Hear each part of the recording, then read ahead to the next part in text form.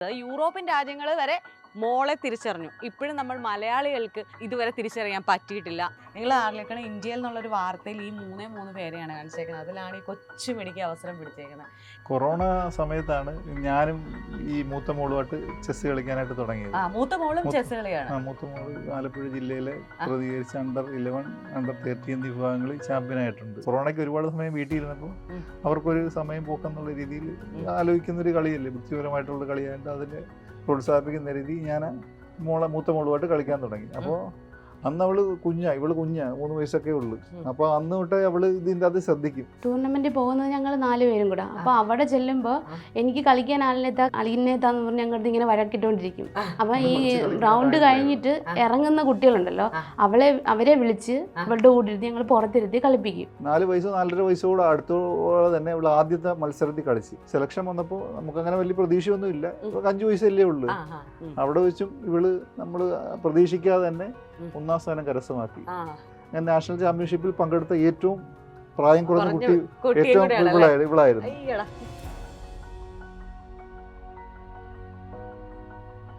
European രാജ്യത്ത് ഒരു വാർത്ത വന്നിരുന്നു അടുത്തിടെ.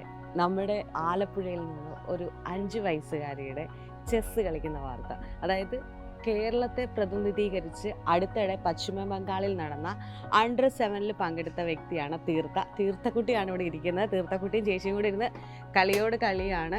ഞാൻ അതിന് ഇടയ്ക്ക് പോയി ചെന്ന് എന്താ പറയുക, ശല്യപ്പെടുത്തുന്നില്ല. ചേട്ടാ, ഞാനിവിടെ വന്നത് സ്പാനിഷ് വാർത്ത എൻ്റെ സുഹൃത്ത് എനിക്ക് അയച്ചു തന്നിട്ടാണ്. തീർത്ഥമോള് 5ാം വയസ്സിൽ ചെസ് കളിക്കുന്നു, അത് കേരളത്തിന് പ്രതിനിധീകരിക്കുന്നു എന്നുള്ള തരത്തിൽ. അപ്പം ഞാൻ കണ്ടതിൽ അതിനകത്ത് മോളുടേതും പ്രഖ്യാനന്ദയുടെയും പിന്നെ വിശ്വനാഥൻ ആനന്ദിന്റെ കാണിച്ചിരിക്കുന്നത്. ഇന്ത്യയിൽ നിന്നുള്ളൊരു കാഴ്ചയിൽ നിങ്ങൾ ആലോചിക്കണം, ഇന്ത്യയിൽ നിന്നുള്ളൊരു വാർത്തയിൽ ഈ മൂന്നേ പേരെയാണ് കാണിച്ചേക്കുന്നത്. അതിലാണ് ഈ കൊച്ചു മിടിക്ക് അവസരം പിടിച്ചേക്കുന്നത്. ചേട്ടാ, മോളൊക്കെ എങ്ങനെയാണ് ഈ ചെസ്സിലേക്ക് ചെറുപ്രായത്തിൽ തന്നെ ഇങ്ങനെ ഒരു ക്രൈസ് വന്നതാണോ, ചേട്ടനായിട്ട് വല്ലതും പഠിപ്പിച്ചതാണോ, എങ്ങനെയായിരുന്നു? കൊറോണ സമയത്താണ് ഞാനും ഈ മൂത്ത മോളുമായിട്ട് ചെസ് കളിക്കാനായിട്ട് തുടങ്ങിയത്. മൂത്ത മോളും ചെസ് കളിയാണ്. മൂത്ത മോള് ആലപ്പുഴ ജില്ലയിലെ പ്രതികരിച്ച് under-11, under-13 എന്നീ വിഭാഗങ്ങളിൽ ചാമ്പ്യനായിട്ടുണ്ട്. അപ്പോൾ കൊറോണ സമയത്ത് ഞങ്ങൾ ഇങ്ങനെ ഇരുന്ന് കളിക്കും വെറുതെ. അതിനുമുമ്പ് എനിക്ക് ചെസ് കളി അറിയാമെങ്കിലും നമ്മൾ അത്ര കാര്യമാക്കിയിട്ടൊന്നും ഇല്ല. പിള്ളേർ പഠിത്തത്തിൻ്റെ രീതി പോയിട്ടുണ്ട്. പിന്നെ കൊറോണയ്ക്ക് ഒരുപാട് സമയം വീട്ടിൽ ഇരുന്നപ്പോൾ അവർക്കൊരു സമയം പോക്കെന്നുള്ള രീതിയിൽ ആലോചിക്കുന്നൊരു കളിയല്ലേ, ബുദ്ധിപരമായിട്ടുള്ള കളിയായിട്ട് അതിനെ പ്രോത്സാഹിപ്പിക്കുന്ന രീതി ഞാൻ മൂത്ത മോളുമായിട്ട് കളിക്കാൻ തുടങ്ങി. അപ്പോൾ അന്ന് ഇവള് കുഞ്ഞാ 3 വയസ്സൊക്കെ ഉള്ളു. അപ്പോൾ അന്ന് തൊട്ടേ അവള് ഇതിൻ്റെ അത് ശ്രദ്ധിക്കും. പക്ഷേ നമ്മൾ വിചാരിക്കുന്നതിനെക്കാട്ടി പെട്ടെന്ന് അവള് ഇതെല്ലാം കോളങ്ങളും എല്ലാം പെട്ടെന്ന് തന്നെ മനസ്സിലാക്കി കളിയെല്ലാം പെട്ടെന്ന് പഠിച്ച് നീക്കങ്ങളെല്ലാം പഠിച്ച് അങ്ങനെ 4 വയസ്സ് കഴിഞ്ഞപ്പോൾ 4 വയസ്സ് എന്ന് വെച്ച് കഴിഞ്ഞാൽ 4 വയസ്സോ 4.5 വയസ്സോടെ അടുത്തോടെ തന്നെ ഇവള് ആദ്യത്തെ മത്സരത്തിൽ കളിച്ച് നമ്മുടെ ഇന്ത്യയുടെ പിന്നെ ജിബിൻ ജുമ്മി ഉണ്ട്. ജിബിൻ ജുമ്മി നമ്മുടെ ഇപ്പൊ ഗ്രാൻഡ് മാസ്റ്റർ പദവിയോട് അടുത്തുകൊണ്ടിരിക്കുക. നമ്മുടെ കൊല്ലത്തുള്ള ജിബിൻ ജുമ്മി. ആ ജിബിൻ ജുമ്മിയെ ആദരിക്കുന്നതിന് വേണ്ടി ഒരു കൊല്ലത്തൊരു മത്സരം നടത്തിയായിരുന്നു. ആ മത്സരത്തിലാണ് ഇവൾ ആദ്യമായിട്ട് മത്സരിച്ചത്. അന്ന് തിരക്കേടില്ലാത്ത പ്രകടനം കാഴ്ചവെച്ച് അങ്ങനെ ഇപ്പോൾ 1 വർഷത്തോളമായി അവള് മിക്കവാറും മത്സരങ്ങളെല്ലാം പങ്കെടുക്കുന്നുണ്ട്. അപ്പോൾ അങ്ങനെ മത്സരിച്ചുകൊണ്ടിരിക്കുമ്പോഴാണ് നമ്മുടെ ആലപ്പുഴ ജില്ലയിൽ ആദ്യമായിട്ട് ഈ under-7 സെലക്ഷൻ വന്നു. സെലക്ഷൻ വന്നപ്പോൾ നമുക്കങ്ങനെ വലിയ പ്രതീക്ഷയൊന്നും ഇല്ല. 5 വയസ്സല്ലേ ഉള്ളൂ. 7 വയസ്സിൽ കൂടുതലുള്ള പിള്ളേർ വരെ പങ്കെടുക്കും. എന്ന് വെച്ചാൽ ജനുവരിയിൽ വയസ്സാണ് കൂട്ടുന്നത്. അപ്പോൾ ജനുവരി അപ്പോൾ 7 വയസ്സിൽ കൂടുതലുള്ള പിള്ളേർ വരെ പങ്കെടുക്കും. അപ്പോൾ 5 വയസ്സ് ആയതേ ഉള്ളൂ. അപ്പോൾ ഇവിടെ ഞങ്ങൾ കൊണ്ട് സെലക്ഷൻ പങ്കെടുത്ത് അവർക്ക് ആലപ്പുഴ ജില്ലയിൽ 1ാം സ്ഥാനം കരസ്ഥമാക്കി. അതിനുശേഷം തൃശ്ശൂർ വെച്ചായിരുന്നു സ്റ്റേറ്റിൻ്റെ മത്സരം. എല്ലാ ജില്ലക്കാരും വന്ന് മത്സരിച്ച സ്റ്റേറ്റിൻ്റെ സെലക്ഷൻ. അവിടെ വെച്ചും ഇവള് നമ്മൾ പ്രതീക്ഷിക്കാതെ തന്നെ 1ാം സ്ഥാനം കരസ്ഥമാക്കി. 1ാം സ്ഥാനം കരസ്ഥമാക്കിയാണ് നമ്മുടെ കൽക്കട്ടയിൽ നടക്കുന്ന നാഷണൽ ചാമ്പ്യൻഷിപ്പിലേക്ക് സെലക്ഷൻ നേടി. ഞാൻ നാഷണൽ ചാമ്പ്യൻഷിപ്പിൽ പങ്കെടുത്ത ഏറ്റവും പ്രായം കുറഞ്ഞ കുട്ടി ഇവളായിരുന്നു. അപ്പോൾ ഇവക്ക് ഇനി 2 വർഷം കൂടെ തന്നെ under-7 പങ്കെടുക്കാം. under-7 പങ്കെടുക്കുന്നതിൽ under-6 under-5 ഒന്നും നാഷണൽ മത്സരം ഇല്ല. ഇല്ല എന്ന് വെച്ചാൽ 7 വയസ്സാകുമ്പോഴേ ഉള്ളൂ ഒരുവിധം പക്വത ആകത്തുള്ളൂ. അപ്പൊ അവൾ 5 വയസ്സിൽ തന്നെ പങ്കെടുത്തു. ഏറ്റവും വലിയ കാര്യം. അപ്പൊ എല്ലാവരുടെയും ഒരു ശ്രദ്ധ നേടി. അതിന്റെ അടിസ്ഥാനത്തിലൊക്കെ ആയിരിക്കും ഈ പിന്നെ യൂറോപ്യൻ നിങ്ങളുടെ വീട്ടിൽ വന്നിട്ടാണല്ലേ അവര്? ഇവിടെ വീട്ടിൽ ആ വന്നിട്ടാണ് വീഡിയോക്കകത്ത് കൃത്യമായിട്ട് ചേട്ടന്റെ ജോലി മീൻപിടുത്തം. എന്റെ ജോലി ആ മീൻപിടുത്തം. മീൻ പിടിക്കുന്നതും എനിക്ക് തോന്നുന്നു ഈ വീടും പരിസരവും ഒക്കെ കാണിച്ചു, എല്ലാം പിള്ളേരുടെ കാണിക്കും. ഇടയൊക്കെ കാണിച്ചു. വെച്ചാൽ ഞാൻ ഭയങ്കര അത്ഭുതത്തോടെയാണ് കണ്ടത്. നമ്മൾ ഒരു പക്ഷേ തീർത്ഥയുടെ വാർത്ത എനിക്ക് തോന്നുന്നു അധികം ആരും കണ്ടിട്ടില്ല, അല്ലെങ്കിൽ തീർത്ഥയെ കുറിച്ച് ഈ ഒരു ചുറ്റുവട്ടത്താണ് അധികവും വാർത്ത വന്നേക്കുന്നത്.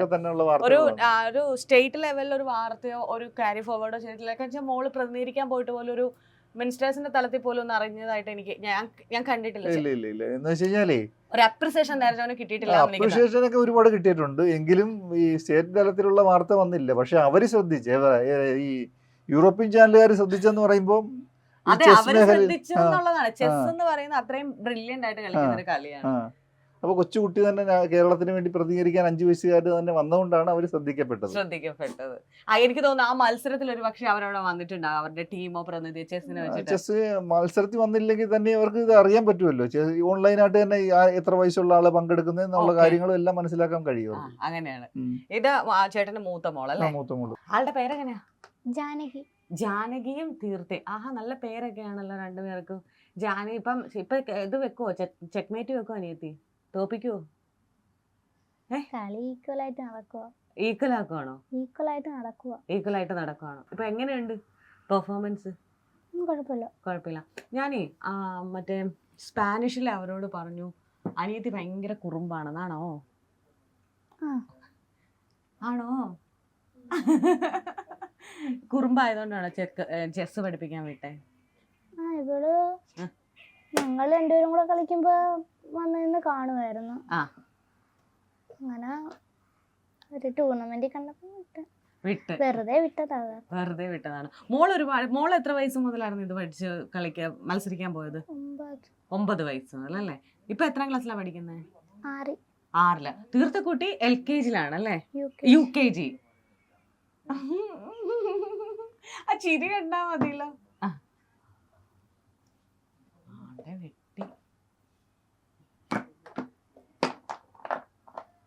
ചേച്ചി ക്യൂവിനെ വെട്ടിയപ്പോഴത്തേക്ക് അടുത്ത മൂമെന്റിൽ ആനയെ വെച്ചിട്ട് തീർത്ഥക്കുട്ടി ക്യൂവിനെ വെട്ടിയെടുത്തിട്ടുണ്ട് അല്ലേ? പുള്ളി ഭയങ്കര സീരിയസ് ആയിട്ടിരുന്ന കളിക്കുന്നത്. ഇപ്പോഴും ഒരു മത്സരത്തിന്റെ മൂടി തന്നെ ഇരിക്കുന്നത് അല്ലേ? ചേച്ചി ആണേലും എനിക്ക് മത്സരം തന്നെയാ.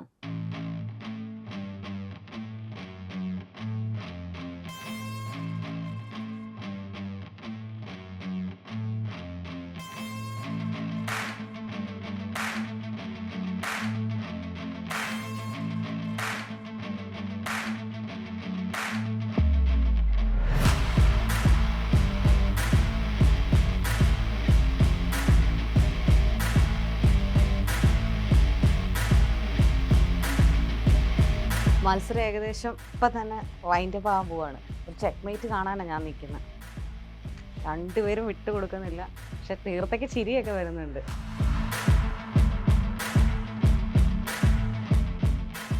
അയ്യോ, ആള് ഭയങ്കര ടെൻഷനിലായിരുന്നേ. ലാസ്റ്റ് കരുവും കൂടെ വെട്ടി പോയപ്പോഴത്തേക്ക് ആൾക്ക് ടെൻഷൻ കൊണ്ട് കൈ പിടിച്ച് തിരുമുന്നു. സമനിലയിൽ എത്തിയില്ല. ഇനി എന്ത് ചെയ്യും?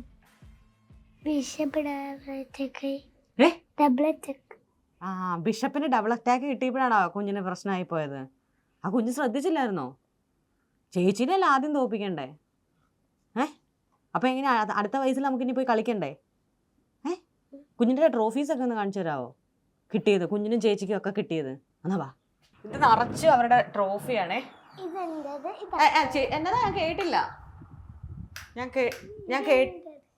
ഇത് കുഞ്ഞിൻ്റെത്, ഇത് ചേച്ചിയുടേത്, അക്കയുടേത്, ഇതും അക്കയുടേതാണ് അല്ലേ? ഇത് മുഴുവൻ കുഞ്ഞി ചെറിയ പ്രായത്തിൽ കളിച്ച് മേടിച്ചതാണോ? സ്റ്റേറ്റിൽ 1ാം സ്ഥാനം കിട്ടിയ കണ്ടോ? അതാണോ? പൊക്ക് പതുക്കെ. ചാമ്പ്യൻ അവിടെ വന്നു. ഇതാണ് 1ാം സ്ഥാനം കിട്ടിയത് അല്ലേ? അച്ചോടാ, സൂപ്പറാണ്. ഇത് എത്ര ഉണ്ടെന്ന് അറിയാവോ? ട്രോഫീസും ഇത് മൊത്തം കുഞ്ഞിന് കിട്ടിയ എത്ര ഉണ്ട്? എണ്ണീട്ടുണ്ടോ?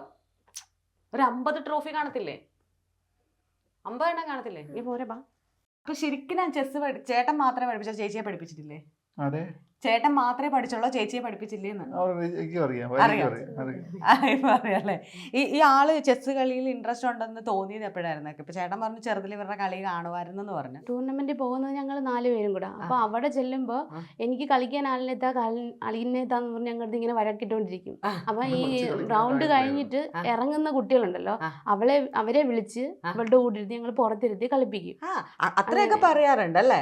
കളിക്കാൻ. എന്നിട്ട് ഇവിടെ വന്നിട്ട് ഒരു അക്ഷരം ഞങ്ങളോട് സംസാരിച്ചില്ലല്ലോ. കളിക്കുന്ന കാര്യം പറഞ്ഞ് ബഹളം വെച്ചിട്ട് നിങ്ങൾ കളിക്കാൻ ആളെ കൊടുക്കും ചേച്ചിയുടെ കൂടെ പോകുമ്പോ. അതെ, അങ്ങനെ ഇപ്പൊ ഓരോ റൗണ്ട് കഴിഞ്ഞ് കുട്ടികൾ ഇങ്ങനെ ഇറങ്ങി വരുമല്ലോ, അപ്പൊ അവരെ വിളിച്ചിരുത്തി ഇവളെ പുറത്തിരുത്തി ഞങ്ങൾ ബോർഡ് വെച്ച് കളിപ്പിക്കും. അങ്ങനെ കളിക്കുമ്പോ ഇവള് ചെറിയ ഒരുവിധം പിള്ളേരെയൊക്കെ അങ്ങ് തോപ്പിക്കുന്നുണ്ട്. അങ്ങനെ പിന്നെ ഞങ്ങള് കൂടെ അവളെ അങ്ങ് ഇരുത്തിയത്. ചേട്ടേ, കുട്ടീനെ ട്രെയിനിങ്ങിന് വല്ലതും വിട്ടിട്ടുണ്ടോ അവളെ പഠിപ്പിക്കാൻ, എക്സ്ട്രാ ട്രെയിനിങ്ങിന്? മത്സരത്തിന് പോകുന്നതിന് ഇപ്പൊ വലിയ ട്രെയിനിങ് ഒന്നും ഇല്ല. ഇപ്പൊ ഈ നമ്മുടെ ഈ നാഷണലൊക്കെ പോയെന്ന് അറിഞ്ഞുകൊണ്ട് നമ്മുടെ എറണാകുളത്തുള്ള 8 times 8 എന്ന് പറഞ്ഞിട്ട് അവരാണ് ഇപ്പൊ. നാഷണൽ ലെവലിൽ പോയപ്പോൾ വരെയും ട്രെയിനിങ് ഇല്ല, പുള്ളി ഒറ്റയ്ക്ക് ചേട്ടന്റെ ട്രെയിനിങ്ങിൽ തന്നെ പോയി. എല്ലാ ചെറിയ ട്രെയിനിങ് ഒക്കെ ഉള്ളായിരുന്നു. അപ്പൊ പോയി ഇപ്പൊ അവരവിടെ ഏറ്റെടുത്ത് വിളിച്ചിട്ടുണ്ട്. അവരാണ് ഇപ്പൊ പൂർണ്ണമായിട്ട് ചെയ്യുന്നത്. മോന് പ്രഗ്യാനന്ദേനെ ഇഷ്ടമാണോ? കളി കാണാറുണ്ടോ? ഇല്ലേ? കാണാറില്ലേ? എന്തു പറ്റി കണ്ണിന്? ആള് ഭയങ്കര ഷൈ ആണോ? കുസൃതിയാണോ? പരിചയക്കുറവുള്ളവരടുത്തേ ഉള്ളു ചേട്ടൻ എങ്ങനെയാണ് ഈ ചെസ് കളിയിലേക്ക് ചുമ്മാ വന്നതാണോ, സമയം പോക്കെന്നുള്ള? ഞാൻ പണ്ട് കളിച്ച് അങ്ങനെ പഠിച്ചിട്ടൊക്കെ ഉണ്ട്. അന്ന് പഠിത്തമൊന്നും ഇല്ലല്ലോ, വെറുതെ കളിച്ചിട്ടുണ്ട്. അങ്ങനെ ഒരിടത്തൊക്കെ പോകുമ്പോഴൊക്കെ ക്ലബ്ബുകളിലൊക്കെ അങ്ങനെയൊക്കെ കളിച്ചിട്ടുണ്ട്. അന്ന് നമ്മൾ സീരിയസ് ആയിട്ടൊന്നും എടുത്തിട്ടൊന്നും ഇല്ല. ഇപ്പൊ മൂത്ത മോള് ഇപ്പൊ നല്ലപോലെ കളിക്കുന്നു, അതുകൊണ്ട് അവള് ടൂർണമെന്റിലൊക്കെ കൊണ്ടുപോകും. മൂത്ത ജാനകി എന്ന് പറഞ്ഞ്. ഇപ്പൊ ജാനകി ടൂർണമെന്റിലൊക്കെ പോകുന്നു. അത് കണ്ടിട്ട് ഇപ്പൊ ഇളയാക്കും നല്ല താല്പര്യം ഉണ്ടായി. ജാനകി ജില്ലാ തലത്തിലൊക്കെ ജയിച്ചിട്ടുള്ളൂ. ഇപ്പൊ ഇവളിപ്പോ ആദ്യത്തെ ടൂർണമെന്റിൽ തന്നെ സ്റ്റേറ്റ് തലത്തിൽ 1ാം സ്ഥാനം കിട്ടി. അങ്ങനെ അതിനുശേഷമാണ് നമ്മൾ ഇത് സീരിയസ് ആയിട്ട് എടുത്തത്. അത് ഈ മീൻ പിടിച്ചിട്ട് വന്നിട്ട് മിച്ചമുള്ള സമയമാണോ ചേട്ടൻ ഇതിനൊക്കെ വേണ്ടി ചെയ്യുന്നത്? അപ്പോൾ നമ്മൾ ഈ ചീനവലയുടെ പണി രാത്രിയിലാണ്. അപ്പോൾ നമ്മൾ അത് കഴിഞ്ഞിട്ട് ഈ മത്സരത്തിലൊക്കെ പോകുന്നത് പകലല്ലേ. അപ്പോൾ പിന്നെ ഒന്നെങ്കിൽ മത്സരത്തെ ഇതിൻ്റെ ഏതെങ്കിലും ഇടവേള സമയത്ത്, അല്ലെങ്കിൽ പിന്നെ എനിക്ക് പറ്റാത്ത സമയത്ത് ഭാര്യ കൊണ്ടുപോകും. അങ്ങനെയൊക്കെയാണ് നമ്മൾ മത്സരത്തിൽ. എന്നാലും പൂർണ്ണമായിട്ട് നമുക്ക് പറ്റുന്നിടത്തെല്ലാം കൊണ്ടുപോകുന്നുണ്ട് കുട്ടികളെ. അപ്പം ചേട്ടനിപ്പോൾ ഇങ്ങനെ മോള് കളിച്ചു തുടങ്ങി, ഇങ്ങനെ ഒരു അംഗീകാരം കിട്ടി തുടങ്ങിയെന്ന് പറഞ്ഞപ്പം ഇതുവരെ നമ്മൾ ചേട്ടൻ പറഞ്ഞ ഒരു തമാശ രീതിയിൽ അല്ലെങ്കിൽ ഒരു സമയം പോക്കിന് തുടങ്ങിയത് ഇപ്പൊ അതൊരു കളി കാര്യമായി ശരിക്കും പറഞ്ഞു കഴിഞ്ഞാൽ. എന്ന് വെച്ചാൽ നെക്സ്റ്റ് ലെവൽ എന്തെങ്കിലും ചേട്ടൻ മോളെ ഇന്ന രീതിയിലൊക്കെ ആക്കണം, അല്ലെങ്കിൽ ഇപ്പൊ പ്രഗ്യാനന്ദയാണ് നമുക്ക്, എനിക്ക് തോന്നുന്നു ഇന്ത്യയിൽ നിന്ന് ആനന്ദ് കഴിഞ്ഞാൽ പിന്നെ പ്രഗ്യാനന്ദയാണ് ഉയർത്തി കാണിക്കാറ്. അങ്ങനെ എന്തെങ്കിലും ഒരു തലത്തിലേക്ക്, ഇങ്ങനെ ഈ തലത്തിലേക്ക് ഇന്ന രീതിയിൽ മോൾക്ക് ട്രെയിനിങ് കിട്ടിയാൽ ഉയർത്താൻ പറ്റും എന്നുള്ളതുണ്ടോ? രണ്ടുപേരെയും, ഒരാളെ മാത്രമല്ല രണ്ടുപേരും ഭയങ്കരമായിട്ട് കളിക്കുന്നുണ്ട്. അപ്പം ചെസ്സിൻ്റെ മേഖലയെന്ന് പറയുമ്പോൾ നല്ല സാമ്പത്തികമായിട്ടുള്ള ട്രെയിനിങ്ങിനൊക്കെ നല്ല എന്തോന്നുണ്ട്. അപ്പോൾ പിന്നെ നമുക്ക് പറ്റുന്ന രീതി, നമുക്ക് നമ്മുടെ പരിമിതിയൊക്കെ അറിയാവുന്നതുകൊണ്ടാണ് ഈ 8 times 8 എന്ന് പറയുന്ന അവർ തീർത്ഥയുടെ ഫുള്ള് അവരാണ് ചെയ്തിരുന്നത്. അപ്പോൾ ഇനിയും മേലോട്ട് വരുമ്പോൾ നല്ല ട്രെയിനിങ് ഒക്കെ വേണമായിരിക്കും. പിന്നെ സ്കൂളുകാർ നല്ല സപ്പോർട്ടാണ്. നമ്മുടെ വലിയ സ്കൂളുകാരാണ്. ഇവൾ പഠിക്കുന്ന സ്കൂളിൽ UKG ആണ് ഇവൾ പഠിക്കുന്നത്, വലിയ സ്കൂളിൽ. അപ്പോൾ ഇത് നമുക്ക് ഇവിടെ അടുത്ത പ്രദേശത്ത് കുട്ടികളുമായിട്ട് കളിക്കാനെന്നുള്ള മാർഗ്ഗമില്ല. അവപ്പാട് ചേട്ടത്തി മാത്രമേ ഉള്ളൂ. അപ്പം കൂടുതൽ പരിചയത്തിന് വേണ്ടി ഓൺലൈനിലാണ് കളിക്കുന്നത്. ഓൺലൈനിൽ കളിക്കുന്നതിന് ലാപ്ടോപ്പ് വേണം. അപ്പോൾ സ്കൂളുകാരൊരു ലാപ്ടോപ്പ് തന്ന് ആ ലാപ്ടോപ്പിൽ ഉപയോഗിച്ചാണ് ഇവർ കളിക്കുന്നതും. അതുപോലെ തന്നെ ഈ കോച്ചിങ്ങിന് എറണാകുളത്തുള്ള 8 times 8 എന്ന് പറയുന്ന അവരാണ് കോച്ചിങ് നൽകുന്നത്. അവരും ഓൺലൈനായിട്ടാണ് നൽകുന്നത്, അല്ല അവർ വീട്ടിൽ വന്നിരുന്നുണ്ടല്ലോ. അപ്പോൾ അതിനും സ്കൂളിൻ്റെ ലാപ്ടോപ്പാണ് ഉപയോഗിക്കുന്നത്. സ്കൂളിൻ്റെ ലാപ്ടോപ്പ് ഉപയോഗിച്ചാണ് നമ്മൾ അത് സ്കൂളുകാർ നമുക്ക് നല്ല സപ്പോർട്ടാണ്. മോൾക്ക് എന്തൊക്കെ റിക്വയർമെന്റ് ഉണ്ട്? ഇപ്പൊ ഒരു ലാപ്ടോപ്പ് ഇപ്പൊ സ്കൂളുകാർ സ്വന്തമായിട്ട് തന്നതാ അതോ? അല്ലല്ല, അത് റിന്യൂ ചെയ്ത് കൊടുക്കണം. മാസം റിന്യൂ ചെയ്ത് കൊടുക്കണം അല്ലേ? അപ്പൊ ആക്ച്വലി മോൾക്ക് ഇപ്പൊ ഓൺലൈൻ അല്ലാണ്ട് ഓൺലൈൻ ആയിട്ടാണെങ്കിൽ ഒരു ലാപ്ടോപ്പ് വേണം, ഓഫ്ലൈൻ ആയിട്ടാണെങ്കിൽ നല്ല ട്രെയിനിങ്ങും വേണം അല്ലേ? ട്രെയിനിങ്ങും കൊടുക്കാൻ പറ്റണം. ഇവിടെ അടുത്തെങ്ങും അത്ര ഇതൊന്നുമില്ല. അതുകൊണ്ടാണ് ഓൺലൈനായിട്ട് തന്നെ നമ്മൾ ഓൺലൈൻ കോച്ചിങ് തന്നെ പ്രിഫർ ചെയ്യുന്നത്. 2 പെൺകുട്ടികളും ചെസ്സിൽ ഭയങ്കര പുലിയാണ്. അവരുടെ അച്ഛൻ പറഞ്ഞതുപോലെ അവർക്ക് വേണ്ടത്ത രീതിയിൽ, അതായത് ഓൺലൈൻ ഫെസിലിറ്റി, ഇപ്പോൾ ഓൺലൈൻ ഇവിടെ അടുത്തെങ്കിൽ ഇൻസ്റ്റിറ്റ്യൂട്ട് ഇല്ലെന്ന് പറയുന്നത്, കായംകുളത്തെ ഒരു എന്താ പറയുക, ഉള്ളിലേക്ക് വരുന്ന ഒരു പ്രദേശമാണ് ഇവിടെ. അപ്പം ഇവർക്ക് ഇവിടെ നേരെ ഇവർക്ക് രണ്ടുപേർക്കും തമ്മിലാണ് മത്സരങ്ങൾ, ഇവർ തമ്മിലാണ് കളിക്കുന്നത്. അപ്പോൾ കൂടുതൽ ആളുകളുമായിട്ട് മത്സരിക്കാനുള്ളൊരു നിലവിൽ അവർക്ക് വേറെ വഴികളൊന്നുമില്ല. അപ്പോൾ സ്കൂളുകാർ കൊടുത്തൊരു ലാപ്ടോപ്പിലാണ്, ഒരു ലാപ്ടോപ്പ് ഇല്ല, അല്ലെങ്കിൽ ഓൺലൈൻ ചെയ്യാൻ വേണ്ടിയിട്ട് ഒരു ലാപ്ടോപ്പ് വേണം. അതുപോലെ തന്നെ ഈ കുഞ്ഞിനെ ശരിക്കും പറഞ്ഞാൽ ഇവളുടെ ഈ കഴിവിനെ നല്ല രീതിയിൽ വളർത്താൻ ഒരു നല്ല സ്പോൺസർ, അല്ലേ ചേട്ടാ, നല്ലൊരു സ്പോൺസറെ കിട്ടിയാൽ എനിക്ക് തോന്നുന്നു എന്നല്ല, ഇവ നമുക്ക് അടുത്ത ഒരു ഐക്കണായിട്ട് പൊക്കി പിടിക്കാൻ പറ്റും. സൗത്ത് ഇന്ത്യയിൽ നമ്മളിപ്പോ സാധാ മത്സരങ്ങളിൽ മാത്രമാണ് പോകുന്നത്, ക്ലബ്ബ് തലത്തിലും അങ്ങനെയൊക്കെയുള്ള മത്സരം. ഇത് അന്താരാഷ്ട്ര മത്സരം എന്ന് വെച്ചാൽ ഫിഡെ മത്സരങ്ങളിലൊക്കെ പങ്കെടുക്കുന്നതിന് ഒരു മത്സരത്തിൽ രജിസ്റ്റർ ചെയ്യുന്നതിന് 3500, 4000, 4500 രൂപ തന്നെ രജിസ്ട്രേഷൻ ഫീസ് തന്നെ വേണം. പിന്നെ ഒരു മത്സരം എന്ന് പറയുമ്പോൾ ഒരു 5 ദിവസം 6 ദിവസമാണ് മത്സരം. നമ്മുടെ അടുത്ത പ്രദേശം തിരുവനന്തപുരം, എറണാകുളത്തൊക്കെയാണ് ഈ ഫിഡെ മത്സരങ്ങൾ വരുന്നത്. ഫിഡെ മത്സരങ്ങൾ നമ്മൾ അത്രയും ദിവസം ചെയ്ത് താമസിക്കണം, എറണാകുളത്തോ അവിടെയൊക്കെ താമസിക്കണം. അങ്ങനെ മത്സരിച്ചെങ്കിൽ മാത്രമേ നമ്മൾ അന്താരാഷ്ട്ര തലത്തിലോട്ട് പോകാൻ പറ്റത്തുള്ളൂ. അല്ലെങ്കിൽ നമ്മൾ സാധാ ഇവിടെ തന്നെ കിടന്ന് കളിച്ച് ആ രീതിയിൽ തന്നെ ആയത്തുള്ളൂ. മേലോട്ട് ഉയരണമെന്നുണ്ടെങ്കിൽ അന്താരാഷ്ട്ര ഫിഡെ മത്സരങ്ങൾ കളിക്കണം. എന്താണെങ്കിലും ഇവർ 2 നല്ല കഴിവുള്ള കുട്ടികളാണ്. നമ്മൾ ചേർത്ത് നിർത്തിയാൽ ഉറപ്പായിട്ട് നമുക്ക് അഭിമാനിക്കാവുന്ന തരത്തിൽ നമുക്ക് കേരളത്തിൽ നിന്ന് വളർത്തിയെടുക്കാൻ പറ്റുന്ന ഒരാൾ. കാരണം ചെറുതിലേ തന്നെ അതിൻ്റെ ബേസിക് കിട്ടിയിട്ടുള്ള ഒരു കുഞ്ഞാണ് ഇവള്. അപ്പം എന്താണെങ്കിലും ഇത് ഒരു പക്ഷേ എന്നല്ല, സർക്കാർ തലത്തിൽ തന്നെ ചെയ്യാൻ പറ്റുമെങ്കിൽ ഈ കുഞ്ഞുങ്ങൾക്ക് വേണ്ടിയിട്ട്, അല്ലേ ചേട്ടാ, സർക്കാർ ഏറ്റെടുത്ത് തന്നെ ചെയ്യുവാണെങ്കിൽ ഏറ്റവും നല്ലതായിരിക്കും. എന്താണെങ്കിലും കുഞ്ഞു 6-ാം വയസ്സിലെ നാഷണൽ ചാമ്പ്യൻഷിപ്പ് പിടിച്ചെടുക്കുവോ? ഉറപ്പാണല്ലോ? എന്നാൽ ഓൾ ദി ബെസ്റ്റ്.